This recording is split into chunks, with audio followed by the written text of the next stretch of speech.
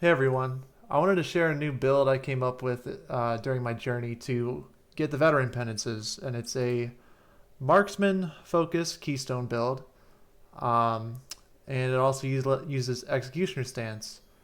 Um, the build doesn't use a recon las because we're trying to be different. Okay, we're trying to suck. JK, it's okay. It's actually pretty fun. I honestly had a really great time using this. It's actually extremely fun in my opinion. Um, the main thing with this is we are just trying to one shot horde type enemies when we headshot them. So we just spray into the horde and we kill a bunch of them.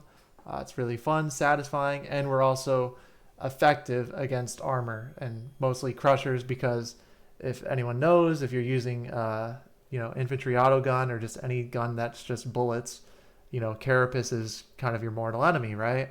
And if you do recon lasgun, which is obviously more efficient and all that, blah blah blah, it has Infernus, so it's even better.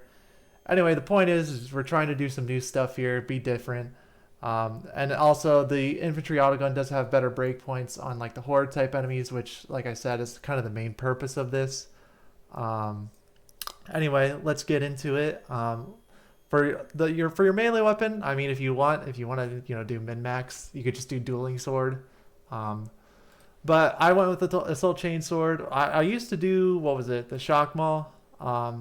Reason for that is that you just want something to basically, if you get separated from your team, all that stuff, you don't have grenades. You just need something to keep the horde off of you for the most part, or just anything. Shock maul is good at staggering. Assault chainsword is just good because it's good against bosses. If you put unyielding and bloodletter, it's really good against bosses. And then the shock maul is not too great against bosses. So use what you feel comfortable with. You can do a power sword, anything like that. The thing is that this gun isn't really going to do too great against bosses because you're already going to be spending a lot of ammo to do everything else, and you're going to be incredibly selfish for ammo. So you want to try to utilize it like wisely, right? You don't want to just use it willy nilly on like just some random plague ogre or something. But you want to go Carapace Flak. They're like the most prevalent enemies in the game, really. I mean, maybe not, but the ones that you want to kill. They're the most prevalent enemies that you want to kill. Fire Frenzy and Dum Dum. I mean, if you stack those, you're looking at what, like 80% damage. That's insane. It's extremely good, extremely powerful. You'll literally like basically two shot, three shot, like everything in the game for the most part if you get headshots. I went with toughness, one stamina, and another toughness. Curios, you can go with what you want. But for the most part, toughness, stamina can't go wrong. Talents, go for Alpha Blood. I mean, aside from Shout, this is Veteran's most efficient way and most proficient talent for getting toughness back. So you definitely want to go this route. Confirmed kill and exhilarating takedown are better, on paper, but the thing is most enemies in this game are not elite. So veteran, especially if you don't have shout, always has a problem of just maintaining toughness.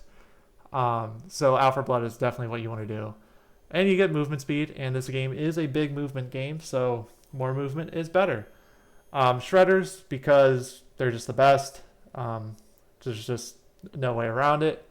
Cracks are good, but also you'd have to spend another point, especially if you're trying to do this and you go down survivalist. And veteran is already a extremely strained talent-wise point for his builds, unfortunately. So you kind of have to go with this, especially if you're not doing shout, because shredders are kind of like your ace in the hole to get out of things, and they just offer so much more utility and things like that. They can stagger, all that jazz. Get back in the fight over Catch a Breath. Catch a Breath is, it's decent, but I mean, really, like, it's not going to save you, and it's like really underwhelming, honestly.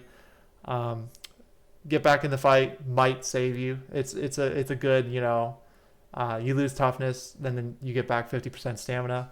So that's going to save you a lot more than just getting back a little bit of toughness when people aren't around. Survivalist, best aura, like, arguably in the game, aside from the one Psyker one. But yeah, you definitely want to take this, especially since you're going to be using a ton of ammo. This is a very ammo intensive. It's selfish. It is what it is, Uh, that's how we go sometimes. What's it? If it's between Killzone and opening salvo is just hands down better. This is, again, you're going to really be using this gun as just a running gun. So it's basically going to be your primary. And enemies are going to be close to you all the time. And crits are very effective against armor. So it's just a no-brainer, really. Executioner stance, because we're having fun. Also, the whole point of this is to, and I'll show you in a bit, is basically just literally shoot a crusher in the head like 10 times and it's dead.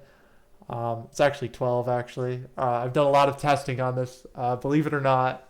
And yeah, we can't take counterfire, unfortunately, which is the one that outlines all of the enemies. But, this is mostly, Executioner Stance is mostly used as kind of like Ogryn's point blank barrage on this build, which is kind of fun. It's basically just you get a big boost to your damage, which is really fun, actually. Weak spot damage, of course, not even if you're going for this build. This is kind of like, it's just too good to not take on most veteran builds. Ammo, of course. And then you go for elite.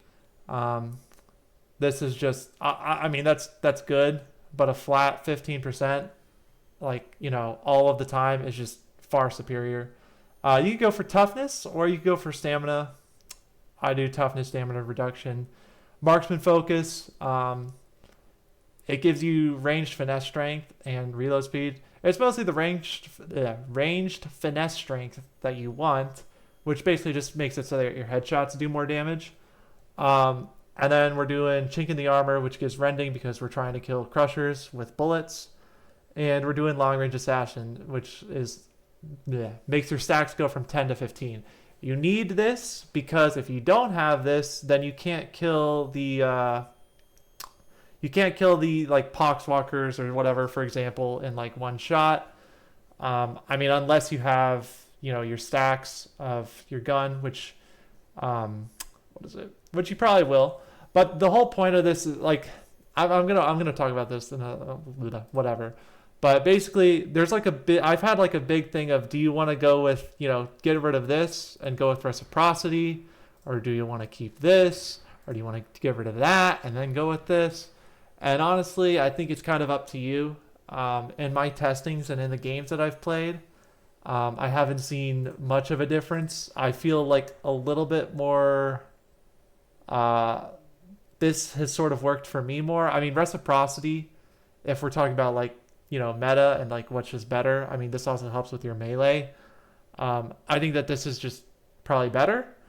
But if you're in a situation where like you're sticking more with your team and they're helping you kind of keep things, you're not going to have like as much reciprocity as you might think. And then this would come in, this would be better in that scenario. But if you are like, let's say you have like 2 Shroudfield Zealots and then, you just have whoever else on your team, reciprocity would probably be better because that means that you're probably not going to have people, looking out for you so much. Going down this talent tree, this part of the talent tree here, between these, I like the suppression, just increase suppression, because suppression is pretty good in this game, believe it or not. You make people stop shooting at you, which is great when you shoot towards their area, and it's really good. Tactical awareness is just, really good. Makes your cooldown go down faster. Most of the time when you use this, I mean, it says a base cooldown of 30 seconds, but in actual games, I mean, it's going to feel like basically like 20 or 15. Demo team, because we need to take demo team, because I mean, Iron Will is amazing. It's great. So is demo team. But because we're so constrained on talent points, we need grenades somehow, because a veteran without grenades is basically, half a veteran. He's kind of cucking himself, to be honest. Um, so we take Demo Team over Iron Will. And then we come down here, you get the extra toughness, and then we get Rending, because we need to kill Carapace armor. And we do bring it down because, again, we're trying to kill Crushers, things like that, and Monstrosity damage is also good. This, you can pick Duck and Dive. I used to go with Duck and Dive, actually, but then I'm like, I don't, you're getting too much stamina at that point. It's unnecessary.